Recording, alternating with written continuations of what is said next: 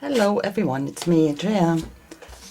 Today I will show you something I found for me, finally something to get rust on a page, a canvas, whatever. In my local art supply store, it's the chain actually, all over Germany you have this. They have a new product called Oxido.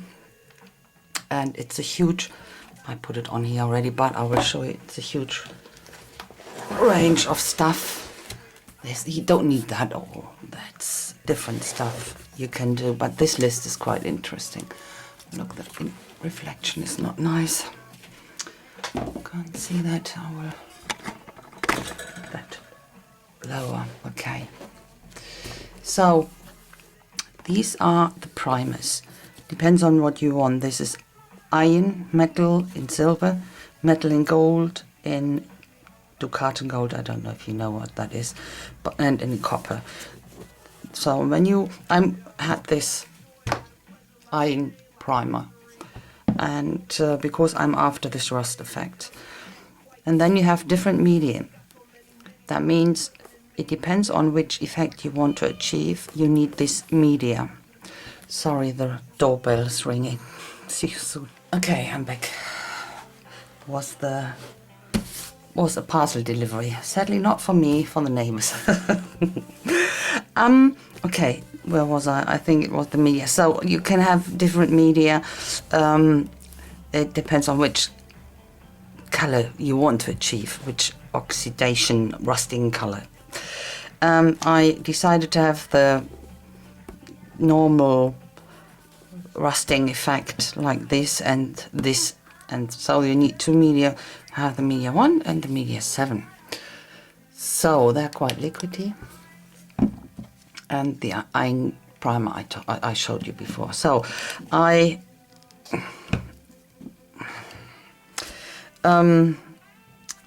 so that's it. So it's price wise it's quite okay. I'm fine with that.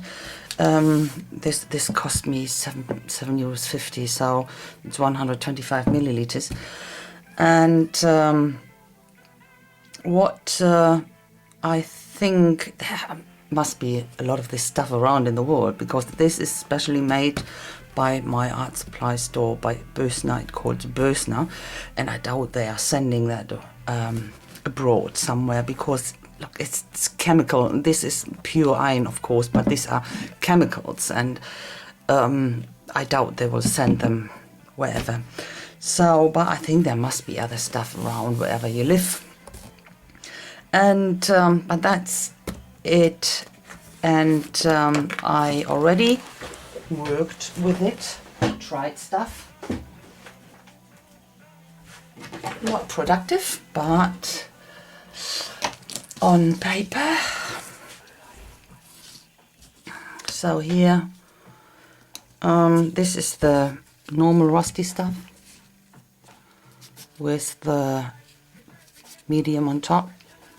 You can see here what I did was paper, but that's a thick watercolor paper, 300 gram. What you need to do is you put it on absorbent ground. So when you want to put something on plastic or like acrylic or so, you need to make it absorbent again. So what I did was using the paper, and in this case I will go on with my canvas. I used the canvas, and I put modeling paste down as I did here to have a bit of texture. I don't know if you can see that. And no, you can't really. Yeah, there's texture on this. So the same I did here. I put modeling paste. You can see where I put the iron primer down. There is the modeling paste. So for that reason, modeling paste is quite plasticky. I had to put absorbent ground on it. So I used absorbent ground from Golden. That dries white. It looks like a gesso in white, but it makes it absorbent again. The first thing you do with this is a very thin coat of this where you want to have it. Leave it to dry for 1 or 2 minutes, and then you put this thicker coat on top, and that needs to dry for about an hour. I forced dry that with my heat gun, and it feels pretty dry, sort of. Yeah. So, and then the chemicals have to work on it, and I will open my window already, because the medium one is not that bad, but the media number 7 turns out when you put it on the primer, that you have this chemical stink, you know. It's really smelly. Not for long, but it's not very pleasant. So opened my windows, and that's actually, it works quite good. Okay, get now prepared with my gloves to get the medium on. First I go over it with this medium one, what makes this normal brown rust effect, and then here I use medium 7 to get this blue patina, and I go around some edges and I splatter a bit bigger ones, bit smaller ones. So, and now you will see the result. When it's dry, it looks like this, and I really like this effect. Never had something like that, so I like it really, and the opportunities are endless to do something with it. The possibilities are endless, so you can work on all surfaces. So this is gesso on that white spaces. I will cover that, and then I use blue acrylic paint, because I thought I always like blue and brown together. And yeah, you will see me struggling.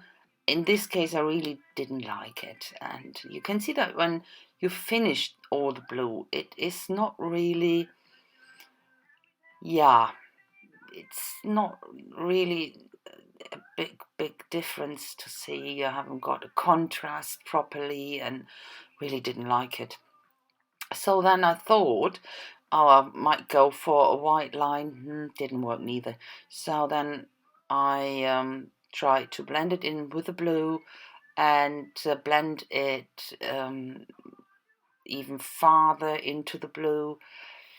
But anyway, blue didn't do it for me this time. So no, I didn't like it. And after a few other tries, I went into with this sea sponge. You hardly see me doing something there, sorry for that. And then I use, this is still white, and the white acrylic, and after that, that's what you can see me using here. That's quinacridone nickel azo gold, and I was quite pleased with the effect on the white acrylic paint, and I thought it might look much nicer to have it completely on that areas. So I went over with the sea sponge with white acrylic. I regular cleaned it. I had a little bucket next to me with fresh water, and cleaned it in there regular, that I could have this blending effect properly, and had that as a base, that the paint on top will look a bit more covered, because this quinacridone nickel azo gold from Golden, that's fluid acrylics, and that's not really opaque, that's more transparent, so you can't really cover the blue with it. But with the white on the bottom, it went quite good. So this is only actually the first layer. It wasn't covering enough for me. You could still see a lot of blue through, so I went over it a second time with white, and then use the quinacridone nickel as azo gold again, and then I was quite happy with the effect. That's still the white acrylic paint I'm putting down, but now there it is, and I think that's the last bit. You can see the next bit is, you can see where I've almost finished. Yeah, and that's much. You still can see the darker parts outside, but I think that's really a nice effect. So then I thought, there's something missing, a little bit I wanted to have on it. So I used this. That's a very soft metal wire, very thick wire. I have it laying around for ages. I used it in the past for card making, making my own little embellishments, shapes, and I have it in all sorts of colors. And this is a copper color, and that went well. So I had 3 different wires, and now I glue them down with glossy accent, and that's it. And now you will see a close-up at the end, and I will put some pictures at the end. I hope you had a lot of fun, like I had, to try my new product. I'm quite excited. There are endless possibilities, what I can do with it on paper, on everything. You can work on every medium, so that's great. And thanks a lot for watching, guys. I hope you liked it a bit, and I will see you with my next project. So have a nice time. Bye bye.